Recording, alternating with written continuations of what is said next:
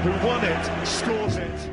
Why did this goal make the whole world cry? When Andres Iniesta scored in the 2010 World Cup final, he didn't just win the tournament, he unleashed an eruption of emotion seen nowhere else in football history. History is created in soccer city.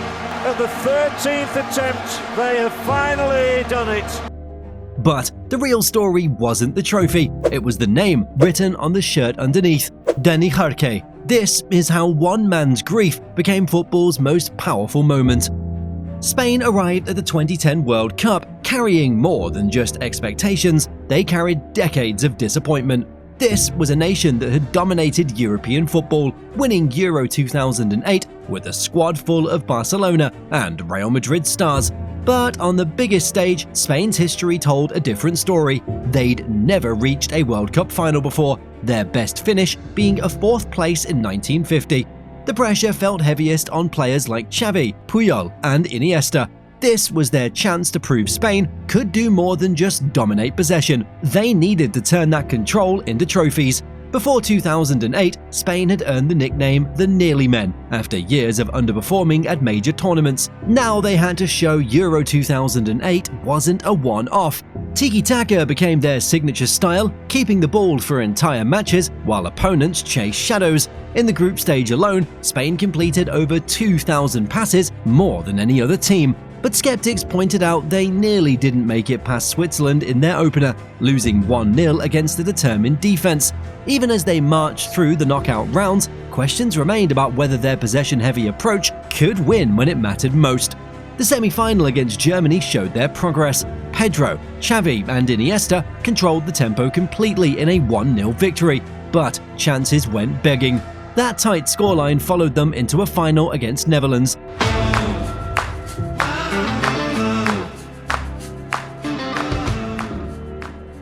Where Spain knew they couldn't afford another near miss. For players who'd grown up with Spain's reputation for crumbling under pressure, this match wasn't just about winning, it was about rewriting history.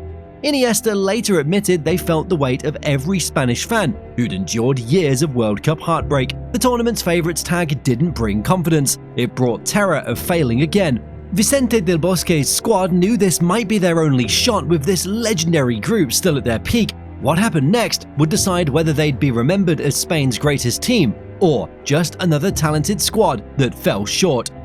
The goal that won Spain the World Cup wasn't just about football. Underneath Iniesta's jersey, hidden from view, he wore a shirt that read Dani Jarque, always with us. This wasn't a random dedication, it was the name of his close friend, who had died suddenly the year before. Dani Jarque was the captain of Espanyol when he suffered a heart attack during pre-season training in Italy. He was just 26 years old, in peak physical condition, with no known health issues. His death sent shockwaves through Spanish football, particularly hitting Iniesta hard. The two had come up together through Spain's youth teams, forming a bond that went beyond club rivalries. Iniesta's grief followed him to South Africa. Teammates later said he carried Jarque's memory with him every day of the tournament. There were moments where the emotional weight seemed also too much. During one match, cameras caught him visibly struggling with tears while singing the national anthem. His fiancée at the time, Jessica Alvarez, revealed what most fans didn't know. Iniesta had planned the tribute months in advance. He promised himself that if he scored in the World Cup, he would honour his friend. That moment came in the 116th minute of the final, when Iniesta found space between two Dutch defenders and struck the ball past Martins de Keelenberg. As soon as the net bulged, Iniesta sprinted toward the corner flag, tearing off his jersey to reveal the message for Jarque. The celebration wasn't just about winning, it was about the release of nearly a year of grief. Teammates later said they'd never seen Iniesta show so much raw emotion on the pitch before. This personal tragedy added layers to what might have otherwise been just another big tournament moment. The goal didn't just secure Spain's first World Cup, it became a symbol of perseverance through personal loss. Iniesta himself admitted later that he felt Jarque's presence throughout the tournament, especially in that final moment. That white undershirt, with its handwritten message, transformed a sporting achievement into something much deeper. It showed how football, at its best, reflects life's most powerful emotions and connections. The stage was set for a beautiful game, but the 2010 final turned into a physical battle. Spain wanted to play their trademark tiki-taka. keeping possession and patiently waiting for openings. Netherlands had other ideas. They set out to disrupt Spain's rhythm with aggressive challenges and tactical fouls. By half-time, referee Howard Webb had already shown 5 yellow cards. Key moments defined attention. Arjen Robben had 2 clear chances to put Netherlands ahead in the second half. First, he ran onto a perfect through ball, but couldn't beat Iker Casillas one-on-one. Later, another breakthrough saw Robben rounding Casillas, only for the Spanish captain to stretch his right foot and make a crucial toe poke save. Those near misses kept Dutch hopes alive while testing Spain's nerves. The match broke records for its physicality. Webb eventually showed 14 yellow cards, still a World Cup final record today. Dutch defender John Heitinga revealed his second booking in extra time, leaving Netherlands with 10 men. This wasn't the free-flowing spectacle many expected when 2 technically gifted teams reached the final. Instead, it became a war of attrition, where both sides looked exhausted long before extra time began. BBC's match report highlighted how Netherlands deliberately targeted Spain's creative players. Xavi was fouled 5 times, Iniesta 4 times, often just as they looked to launch attacks. Mark van Bommel and Nigel de Jong became enforcers, with de Jong's high kick on Xabi Alonso becoming one of the tournament's most infamous challenges. Despite the aggressive approach, Spain kept trying to play their way, completing over 400 more passes than their opponents. When the breakthrough finally came in the 116th minute, it wasn't from slick passing play, but from sheer persistence. Cesc Fabregas, who came on as a substitute, managed to thread a pass through tired Dutch legs to Iniesta. The goal didn't come from perfect tiki-taka, it came from Spain's refusal to abandon their style despite everything. This wasn't a match decided by beautiful football, but by a team that could endure both physical punishment and mental pressure the longest. The final showed Spain's golden generation could win ugly when they had to. Spain's breakthrough in the 2010 final, it didn't come from their usual tiki-taka control. It came from one moment of perfect execution when tired legs and nerves could have taken over. In the 116th minute, Cesc Fabregas received a ball near midfield and spotted Iniesta's run between 2 Dutch defenders. His through pass wasn't flashy, just accurate enough to find Iniesta's path before the defense could react. Tension filled the stadium as Iniesta controlled the ball with his right foot. Goalkeeper Martin Stekelenburg hesitated, unsure whether to charge or hold his ground. That split-second decision cost him. Iniesta's low shot found the far corner before Stekelenburg could fully extend. The entire sequence lasted less than 5 seconds, but cameras captured every detail. The slight stumble as Iniesta adjusted his footing, the way his right leg snapped through the shot, the net rippling before the crowd noise hit.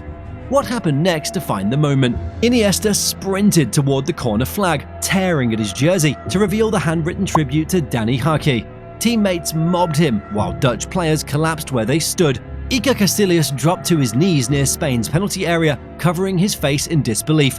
The referee had to pull celebrating players off Iniesta so the match could restart with just minutes remaining. Media reaction showed how this transcended sports. Spain's Marca newspaper called it the goal that changed history, while Dutch papers focused on Robben's missed chances. BBC's commentary captured the moment best. After 116 minutes of tension, Iniesta writes his name into Spanish folklore. Global viewers saw more than a winning goal. They saw release for a team carrying national expectations and personal grief. For Spanish football, this marked a turning point. Years of near misses and failures ended with one right-footed strike. The goal didn't just win a trophy, it validated their playing style when critics said possession football couldn't win the biggest games. More importantly, it gave an entire nation proof that their football identity worked on the world stage. Iniesta's celebration, it showed the human side behind that achievement. The weight lifted not just from Spanish shoulders, but from one man's heart.